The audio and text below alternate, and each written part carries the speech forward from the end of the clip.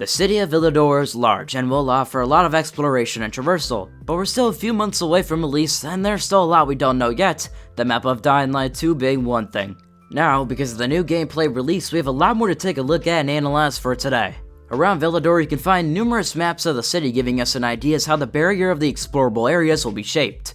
The barrier itself is mostly a line of chemicals layering the landscape that if you try to get through, you won't make it very far. Aiden can be superhuman in some ways, but clearly not that way. In the same room with the Villador map, there's also a map of Haran as well, with the military outposts marked. We then see the Villador map in its fullest form we've seen so far, which showcases the two main areas of the city, being Old Villador and Central Villador. Also, in the loading screen for the game, it shows us a city alignment system, giving us an idea as to how the facilities we assign to certain factions will take up zones on the map. In these zones, either faction you side with will put up some sort of support system. Traps will be for the peacekeepers, and helpers they call it will be for the survivors. Also, depending on who you side with, each zone on the map will take on a specific color, with blue being for peacekeepers, as you could expect, and orange probably for the survivors. The red shade on the map belongs to the renegades if I had to guess, as we see us fighting them more than anyone else. A friend of mine who does a lot of work on the Dying Light wiki that I'll have linked in the description combined the loading screen and in-game map found in the Peacekeepers Metro Terminal. We currently don't know what the full in-game map really looks like, but it's hard to say whether any of these areas outside of these zones will be playable or blocked off by chemicals.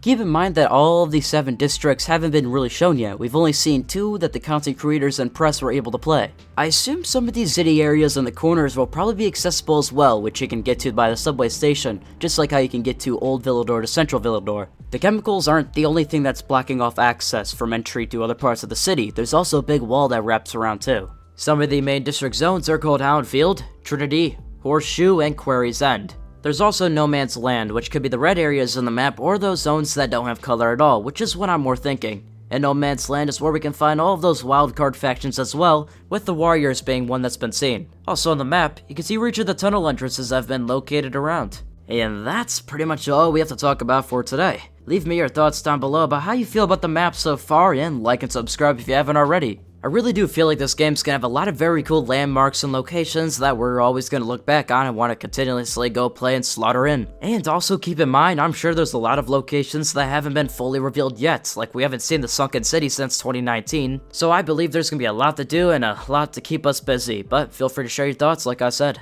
And be sure to stop by next time.